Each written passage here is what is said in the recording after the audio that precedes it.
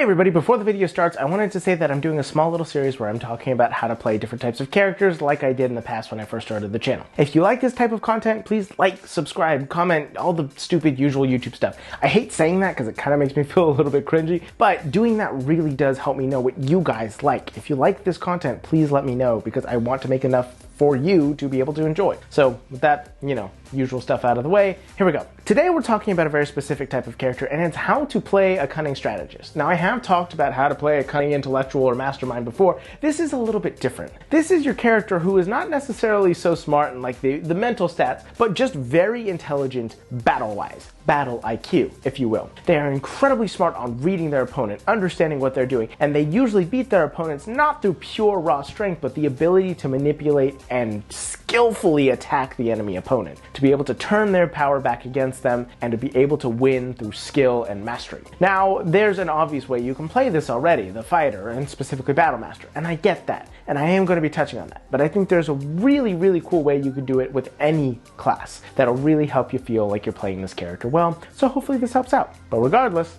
let's talk about that.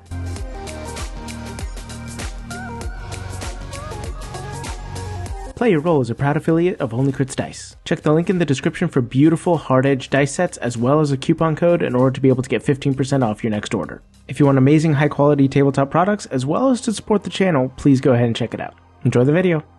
Okay, so the cunning intellectual mastermind. I don't really have a great name for this, but essentially it's the person who's able to beat people through their skill and intelligence. And usually they're not the mastermind in a battle. They don't direct everybody else. It's just them knowing combat so well that they are superior at it. The person who can pretty much always win a one-on-one fight. They're not always going to win every fight because, sometimes you're going to have to be in a large battle. You have to fight a monster that is way too powerful. But when it's just you versus an evenly matched opponent, you will always win because you are the more intelligent fighter. I've seen this in a lot of different ways, and one of my favorite examples of it is actually Elliot from Leverage.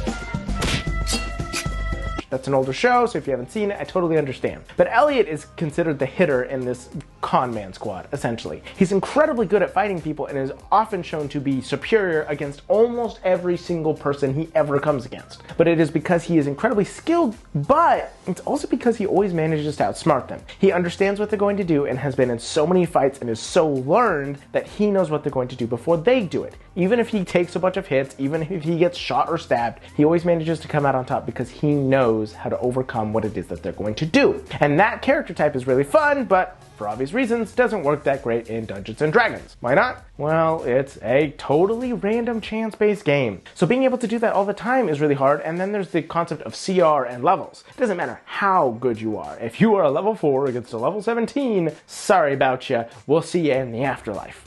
Your family will meet you in the afterlife.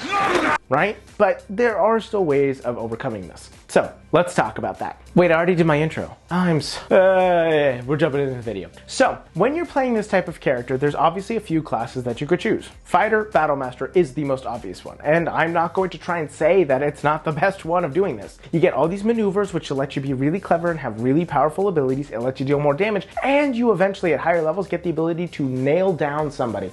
You get the ability to look at somebody, size them up, and be able to see if they're stronger than you. I mean, really, you don't find a subclass that fits this type any better than Battle Master. It's great, but it's not the only way that you can do it. You can pretty much do it with any fighter or any martial class. In fact, you could do it with most spellcasting classes, though I get the feeling that most people wouldn't want to. This archetype just really doesn't feed into that spellcasting very well, but it does go really well with the martials. But here's what you need to do. The first thing you need to do is pick your fights well. One of the most important things of being this type of character is knowing the fight that you can win and that you can't. And is it difficult to always know this? Of course, you don't know what the monster, the enemy, the BBEG can do. That is obvious. But somebody who always wins their fights or always goes into a fight with an upper hand does so because they know when to fight. And that is the most important thing you need to do. Know when to fight. If you can clearly tell that this is not a fight that's going to go well for you, you got two options. One, go into it knowing that you are probably going to lose and play that up.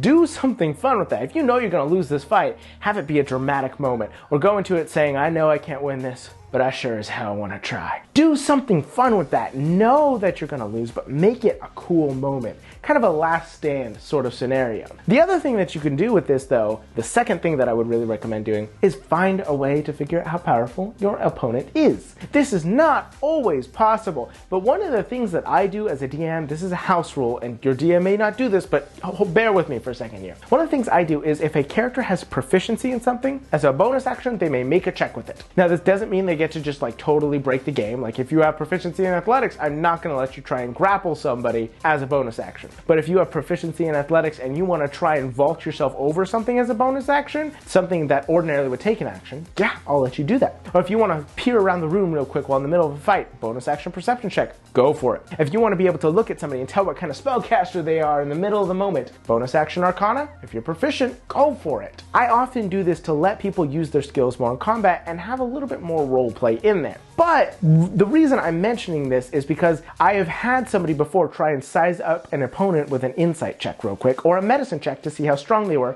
versus them. I thought that was really fun. I thought it was totally worth it. A battle master, yes, can learn exact stats. That's totally fine, and they have to do so over a course of conversation. However, if you wanted to make a quick check just to see, hey, do I think this person is massively stronger than me? I'm willing to tell you that. So one of the things I would do, I understand your DM probably doesn't use that house rule, is go ahead and figure out with your DM if you're allowed to figure out that stuff. In the middle of combat, you can ask them, do I get the feeling this person's stronger than me? Do I get the feeling this and this? And if your DM's not willing to work with you, there's not much you could do about that. That's okay. You're gonna have to figure out a different way. But if you can get your DM on board, it is a massive step towards playing this character properly. The next thing that I would do in order to be able to play this archetype is really nail down the flavor of what you're doing. If somebody misses you, yeah, okay, great, you dodge. That's not very exciting. If somebody misses you, I would describe it. One of my favorite things as a DM is when I ask somebody, hey, does a 14 hit? And they say no. So what I do is I take the butt of my sword and nail it into their hand and push them aside and then kind of elbow them and push them backwards. Great, they've just done two things. They've given some amazing flavor for their character, they added some fun stuff to it, and they took the description off of my plate. As a DM, I like describing things. I can't always do that. A lot of the times there's too much going on, and so if a player does it,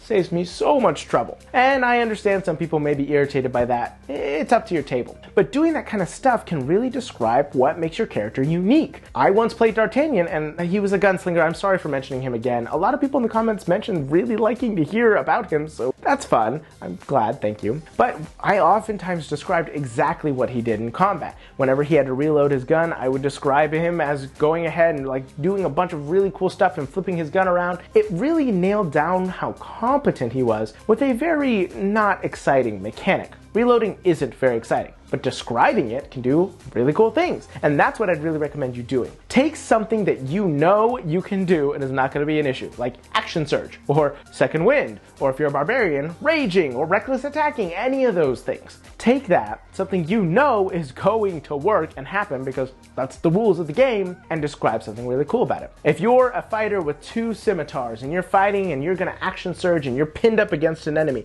describe it as you nailing them in the chin so that they look up, giving you enough time to spin your blade around and slash again. Describe something fun about it. Make it seem like your character is very competent in what they're doing. And then there's the times where you're just not going to be good enough to win. There's the times where you're going to be outmatched. In those moments, the best way to make your character seem incredibly competent is have that character know that they're outmatched. It's very fun and very cool to see somebody go against something and win, but an incredibly intelligent battle veteran will know when they're outmatched and know when it's time to pack up their losses. And that can be really fun, especially if you've established yourself as incredibly competent and you look at the party and say, we gotta get out of here. That sends a message. That lets everybody know it's a big deal. But the main thing you wanna do is take the things that you are good at and describe how you do that. Make it clear and then know your enemy. And if you could do that, you should be able to create a pretty entertaining character at your table. So go out into the world, make it your own, you beautiful bastards. Don't forget to have a great day, and never forget to play your role. A huge shout out to all those divine bastards over on our Patreon that helped make this video happen.